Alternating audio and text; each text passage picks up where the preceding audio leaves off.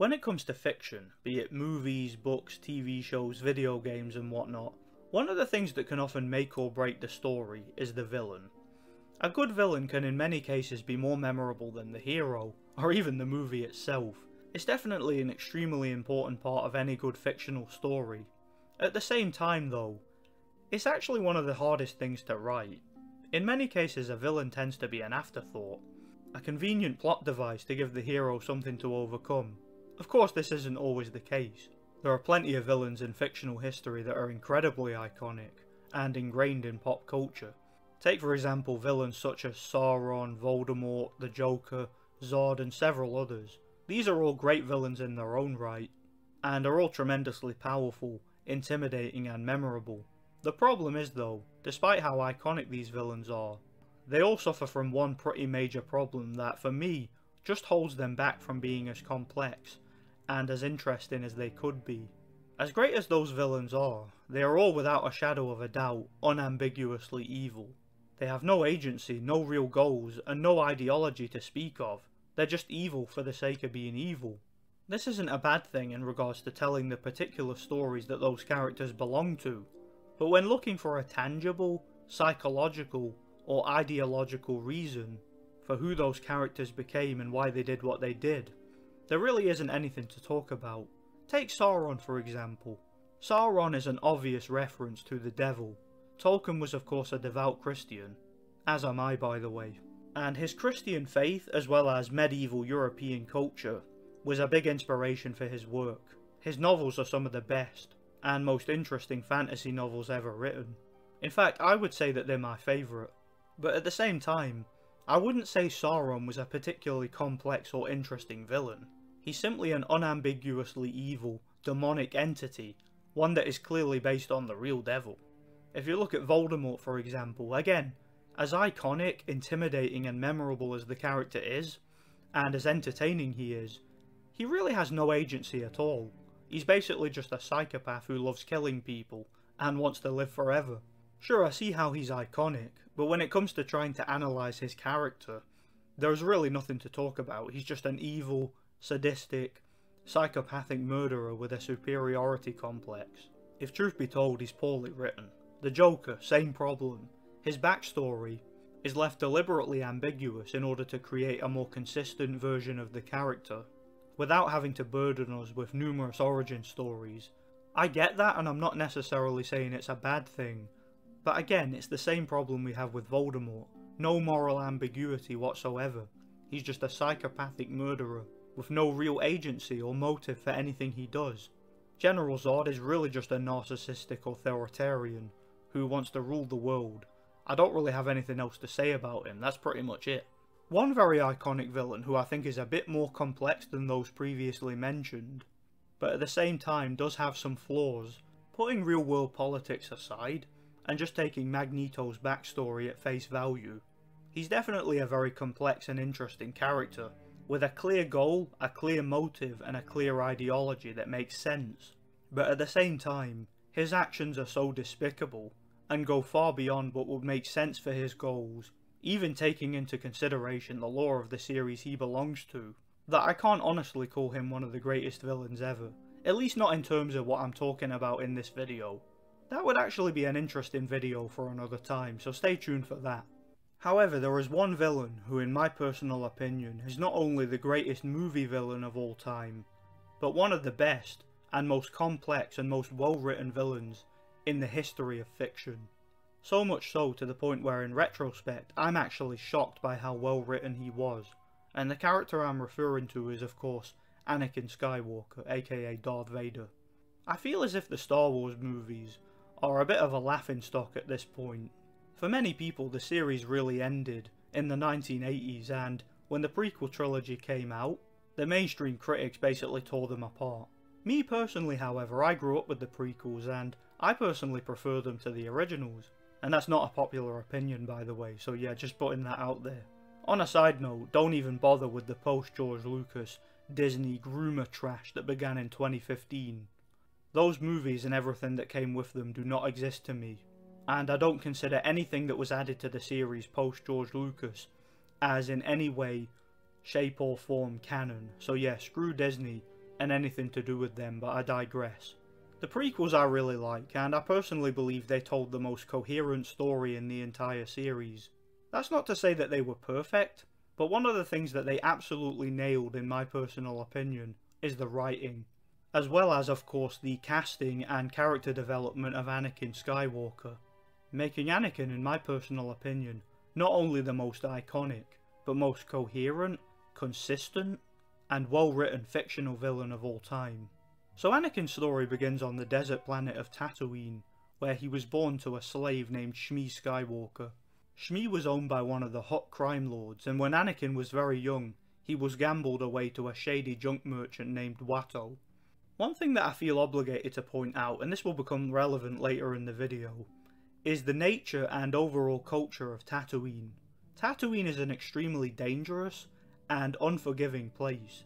In its history, it actually used to be a luscious green world rich in resources with a tribal native population, who later became the Sand People. However, thousands of years of mass immigration from various alien races, cultures and corporations took their toll on the planet, mining the place dry and pillaging its natural resources, as well as driving out the native population. This is never explained or even alluded to in any of the Star Wars movies, but those of you who have played the excellent Knights of the Old Republic video game will likely be aware of the history of Tatooine. It's a planet that is incredibly barren, incredibly depressing, and incredibly corrupt, mostly ran by criminal organizations, drug dealers, gamblers and slavers such as the Hutts, and several other shady factions. This gives you an indication of the kind of upbringing that Anakin had. Unlike Luke, who grew up on a moisture farm on the outskirts of Tatooine, away from civilization and with a traditional working class family, Anakin was not so fortunate. He was immaculately conceived, generally believed to have been conceived by the Force itself, clearly being born with a specific destiny before him. Nonetheless, his upbringing was savage, being raised by a single mother who happens to be a slave, by extension being a slave himself. His master forced him to work from a young age, as well as forcing him to race in dangerous and life-threatening pod races for his gambling addiction, clearly showing no regard for Anakin's safety. Growing up with Watto, and becoming streetwise in the disgusting, degenerate city of Mos Espa, a wretched hive of scum and villainy, Anakin knew nothing but crime, deception and degeneracy for his whole childhood. It's enough to make anybody grow up to be a terrible person. However, strangely this wasn't the case. Despite Anakin's horrendous upbringing and lack of stability in his life, he actually became a remarkably kind, empathetic and generous young boy, who uses his street smarts and his survival skills to help as many people as he can. He had a short temper though, that he often kept hidden, which is shown by a deleted scene in the movie where he beats the crap out of Greedo. But this is honestly to be expected given the environment he grew up in.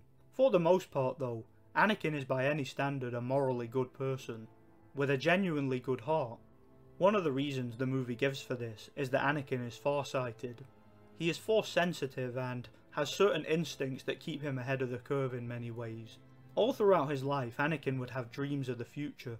However, he wasn't always able to properly interpret them. Through word of mouth, he heard about the mysterious Jedi, a faction of warriors who wield laser swords and keep peace in the galaxy, mediating between the various planets within the Republic. Not to involve themselves in internal politics or anything like that, just to solve petty disputes and do their bit to keep the peace. Anakin, however, in his childhood naivety, misunderstands this. He views the Jedi as somewhat superhero-like figures, travelling across the whole galaxy, defeating evil and liberating the innocent, freeing the oppressed from their oppressors, like warriors for the impoverished. Anakin even has dreams of becoming a Jedi himself, and one day when he's gained enough power, he plans to return to Tatooine and rescue his mother, his friends and the entire planet by freeing the slaves and becoming their hero. Anakin spends his early years doing everything he can to learn to become a great pilot, great fighter and great mechanic. Everything he would need to one day escape Tatooine and become a Jedi. One day he just happens to run into a girl, one who is single-handedly responsible for Anakin's fate. So Anakin meets Padme Amidala in Watto's shop, who is there seeking some important ship parts. He immediately falls for her beauty, since living on Tatooine surrounded by aliens He had likely never seen a beautiful human woman before, even going as far as to ask her if she's an angel. After talking to Padme and learning a bit about her, he becomes fascinated by the world she comes from. Likewise, Padme is completely culture shocked by her experience of visiting Tatooine. It's important to understand that Padme's background is in some ways the exact opposite of Anakin's. Padme grew up in the beautiful, luscious paradise planet called Naboo. Naboo is the exact opposite of Tatooine.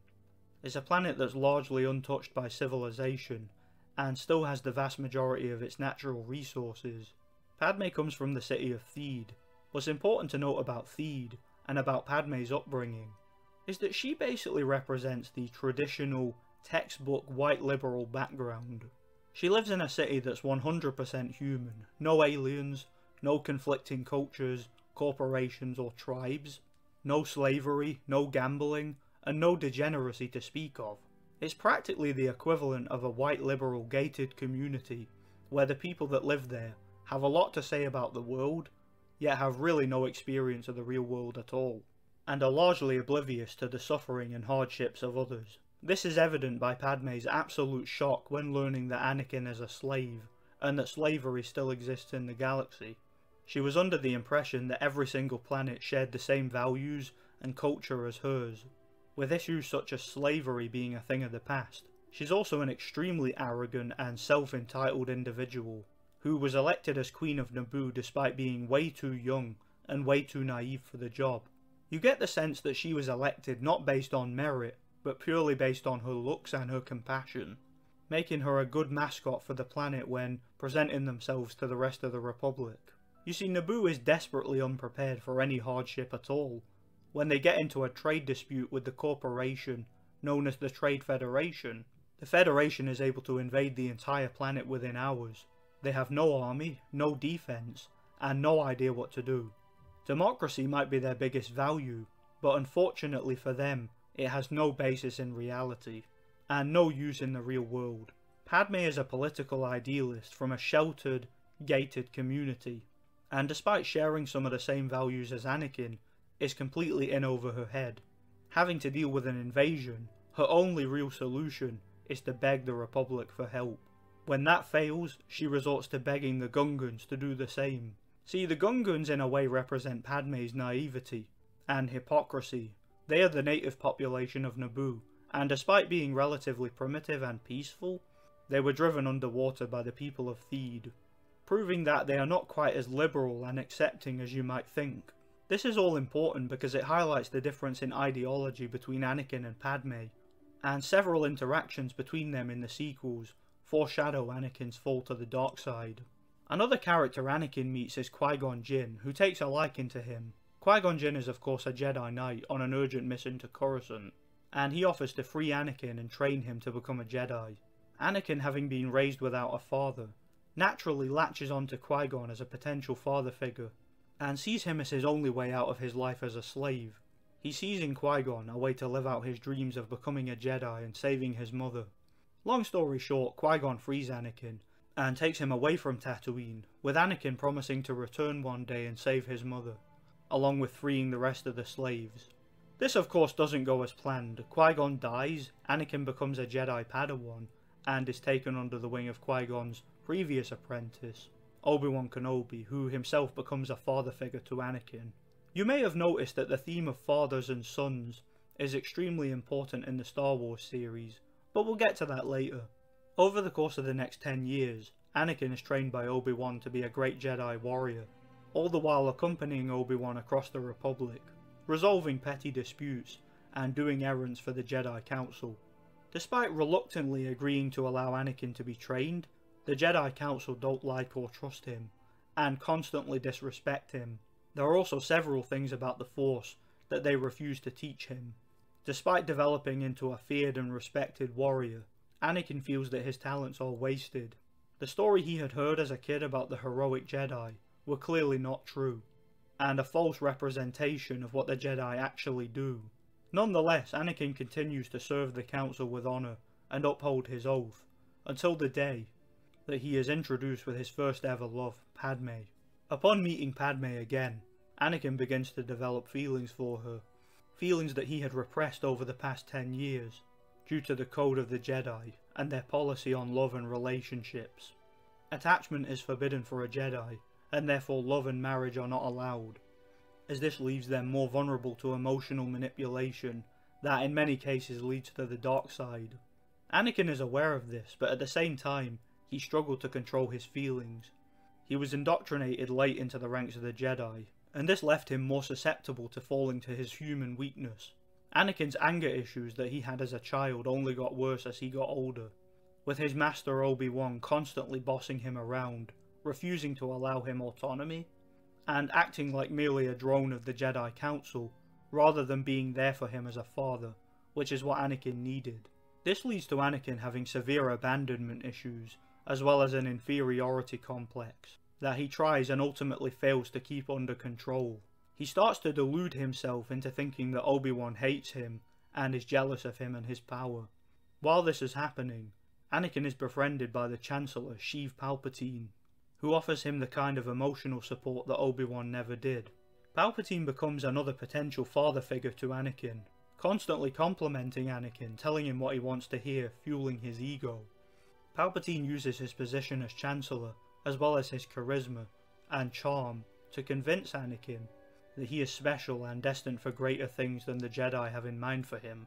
By Palpatine's behind-the-scenes manipulation, Anakin is then tasked with protecting Padme, who has become a high-profile, political target, and this inevitably leads to him falling deeply in love with her. One interaction between them that is very important is when they have a political discussion.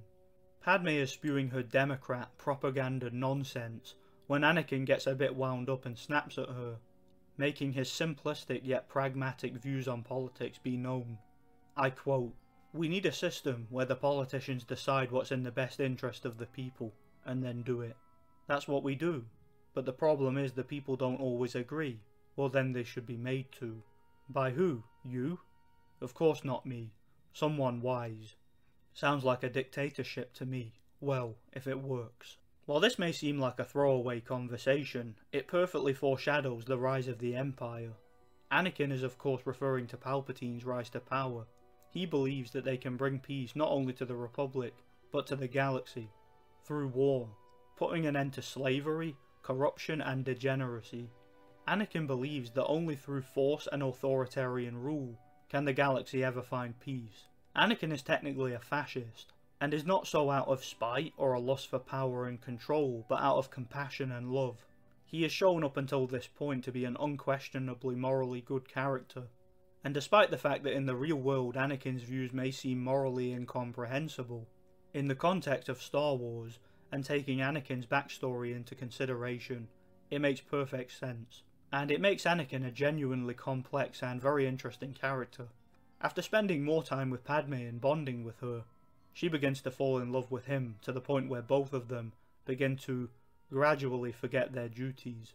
This comes to an abrupt end where Anakin has a dream about his mother. I mentioned earlier that Anakin can often see the future, and does so in the form of dreams. This time he realises that his dream is a premonition, and decides to return to Tatooine to try to find his mother. He finds out that his mother's been kidnapped by the Sand People, who are of course the barbaric native population of the planet. He manages to find them and track down his mother, having been beaten and tortured, as well as mutilated by them. She then proceeds to die in his arms in one of the most heartbreaking scenes you will ever see.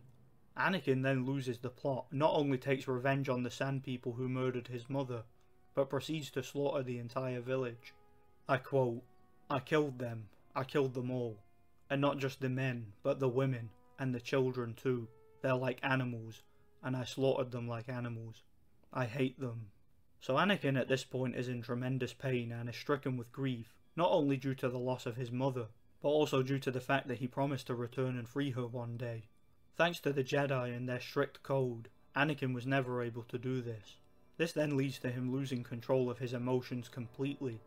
He starts by blaming himself, and then proceeds to blame Obi-Wan, who he felt was holding him back from his true potential. This scene shows many years of pent-up anger and frustration from Anakin, and shows that despite how hard he tries, he will never be able to truly live by the Jedi code for very long. By this point in the story, Anakin has lost all faith he once had in the Jedi, He no longer sees them as heroes and saviours of the galaxy, but instead as passive-aggressive cowards who have so much power but are scared to use it for the greater good. He sees the Jedi as the reason why slavery, corruption and degeneracy will always exist, and why the galaxy will never find true lasting peace. Before Anakin has time to properly mourn his mother, he receives word that his friend, master and father figure Obi-Wan, who just hours before Anakin had partially blamed for his mother's death, had found himself in danger. Despite his previous outburst of anger and sadness, Anakin does the right thing, and proceeds to rescue Obi-Wan.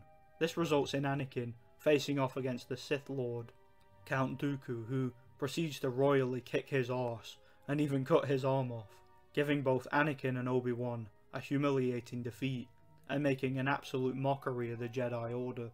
Dooku is even able to hold his own against Yoda, the most powerful Jedi in the world, before escaping.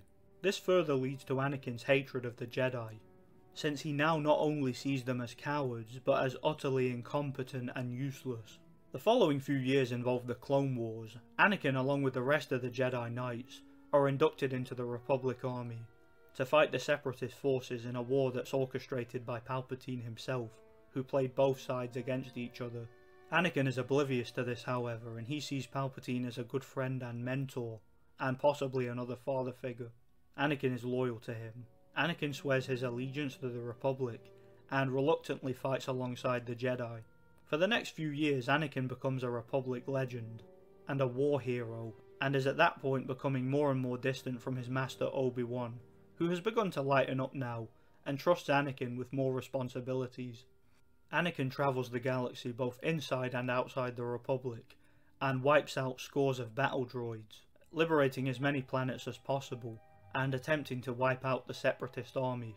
This leads to Anakin becoming more and more violent, and more desensitized. At the same time, his relationship with Padme is strained, since she has decided to take a step back from politics, and focus on preparing a home for her and Anakin. She's also pregnant with twins, and Anakin uses that as motivation to end the war as soon as possible. The war culminates in Anakin getting revenge on Dooku.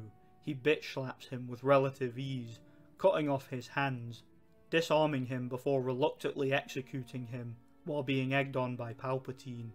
As the war nears its end, Anakin begins to have premonitions about Padme, similar to the ones he had about his mother.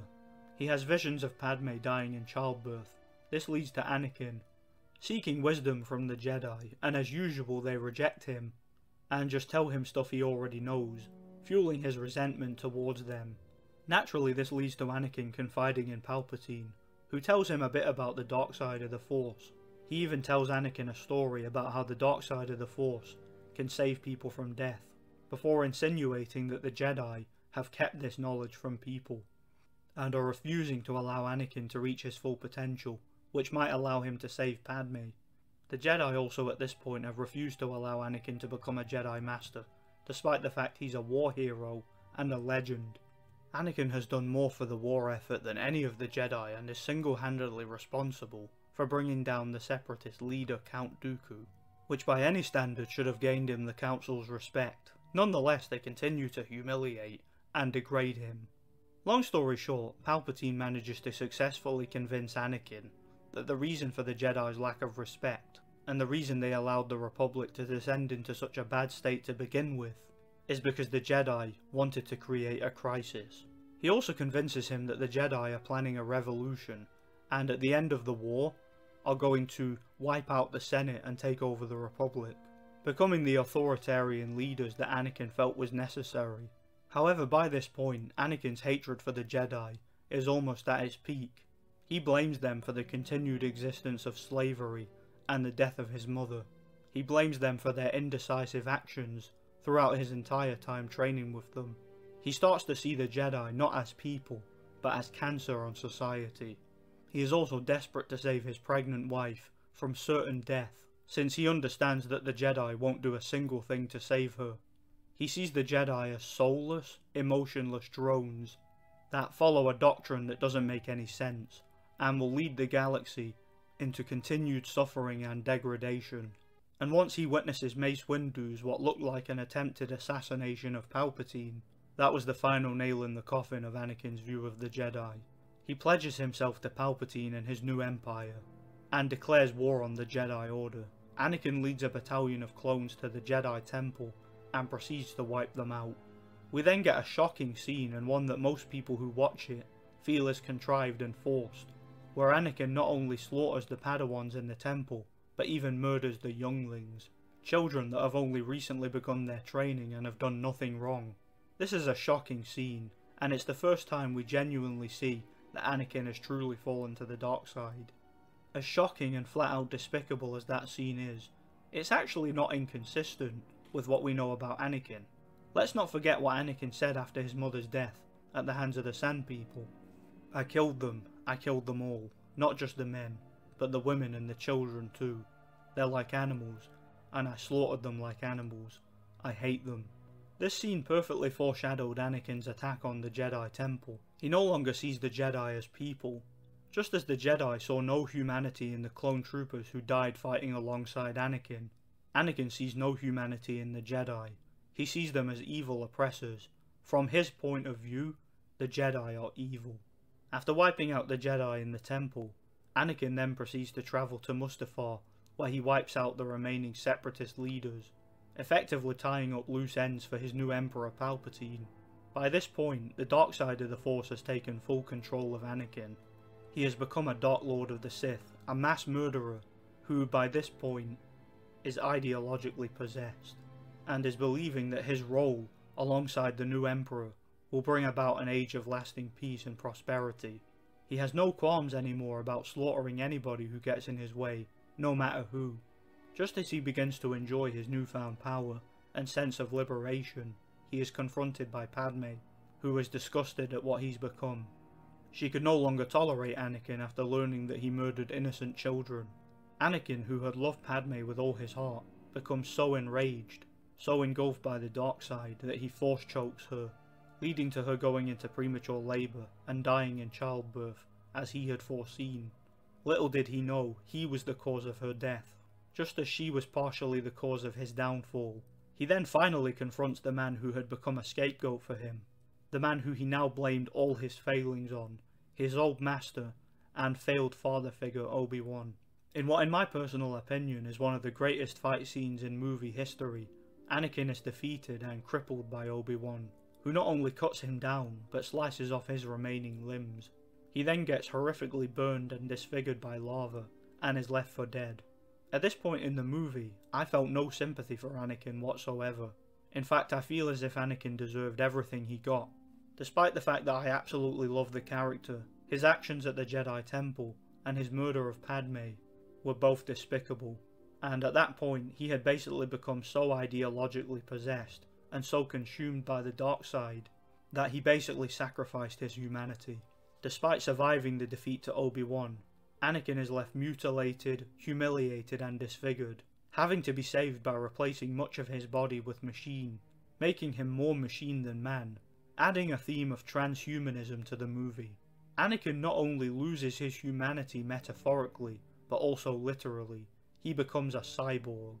In the following years, with the Jedi Order destroyed and Obi-Wan in hiding, rather than seek revenge against Obi-Wan, Anakin assumes his new role as an enforcer for the Empire. His main duty as enforcer is to hunt down and eliminate the remaining Jedi in the galaxy, which he does with a certain amount of brutality. Anakin, or Vader as he's now known, is a feared and respected warlord, who runs the Empire with ruthless efficiency, executing anybody who fails to carry out his orders, with no fear or remorse whatsoever. At this point, Vader is a shadow of his former self. Any semblance of the heroic man he once was is now nowhere in sight. With the Empire ruling most of the galaxy, despite Anakin's initial plan to bring peace and root out slavery, the galaxy is worse than ever. The Empire has become a totalitarian control tool for Palpatine to keep the entire galaxy in check through fear. Slavery still exists and is more prolific than ever, with corruption, degeneracy and greedy corporations all consolidating with the Empire rather than being stopped. Anakin's vision is no more. He has become a truly evil dictator. After years and years of wiping out the remaining Jedi and conquering the galaxy, he finally gets revenge on his old mentor Obi-Wan, who at this point is a frail old man, cutting him down in cold blood. Now I don't know about you guys, but I find Anakin Skywalker's story absolutely fascinating. Despite how evil and tyrannical he turns out to be, his ideology and his overall worldview remains consistent. It's a story not of a morally corrupt man who is unambiguously evil, but a man with a huge amount of empathy and love, and a desire to save as many people as possible, wishing to become a saviour for as many impoverished and oppressed people as he can, while being willing to make difficult decisions and get his hands dirty. He's the type of person who is unwilling to stand by and watch innocent people be victimised and abused. A man who spent his childhood years as an impoverished slave on a planet ruled by greedy, corrupt, degenerate corporations that treat the people below them like dirt. He grew up to be a great man, a war hero and a legend, who was in some ways unfairly treated by his superiors. Unfortunately, his goodness and heroism were partially responsible for his downfall and his turn to evil. He loved his wife so much that against the teachings and warnings of the Jedi Council, he allowed himself to become attached. So much so that he allowed himself to be opened up to emotional manipulation from a predatory politician like Palpatine. Anakin is a good man, who by a set of circumstances mostly outside of his control, became a morally ambiguous villain, and in my personal opinion, the most interesting and well-written villain in movie history. To top it all off, Anakin also has a heartbreaking redemption arc that is just beautiful to watch, and almost tears me up every time I watch it. Despite becoming the despicable, mass-murdering, authoritarian Dark Lord of the Sith, and despite the entire galaxy, including the supporters of the Empire and the Imperial stormtroopers and commanders, basically despising him, one man refused to follow the crowd, Anakin's long-lost son Luke Skywalker, who against all advice decides to hunt down his father and attempt to redeem him, asking him to come with him so he can repent and become the man he used to be. Just when all hope seemed lost and Palpatine tortures his son in front of him, Anakin, who himself grew up without a father and had a chaotic and toxic relationship with every potential father figure he ever had, has a moment of clarity. He feels empathy and guilt for the first time in years, brought on mostly by the unconditional love for his son, and despite everything that's happened and despite his loyalty to the Empire, Anakin finally fulfills his destiny and rescues his son, destroying the Emperor and sacrificing his own life in the process. While this doesn't change all the wrong that Anakin had done, it proved that despite everything, there was truly still good in him. It was the love for his son, and the fact that his son wouldn't give up on him no matter what, that turned Vader away from the dark side, and brought back the real Anakin Skywalker. Anakin died willingly after laying eyes on his son for the first time. In that moment, he knew that his legacy would not be one of tyranny, but one of honour and heroism through his son Luke. This was a lot to get through, and I hope you really enjoyed the video. But I felt compelled to do it since villains, as I mentioned before, are very difficult to get right. And Anakin was a character that I felt got shafted by the film critics, and Lucas never got anywhere near enough credit for how insanely fascinating and coherent the writing behind the character was. Thanks for watching, guys. Let me know what you guys think. Let me know if you want to see more content like this in the future. I do have a few more character profiles in mind, some of them from other movies and novels. Thanks for watching and God bless. No, the galaxy belongs to me.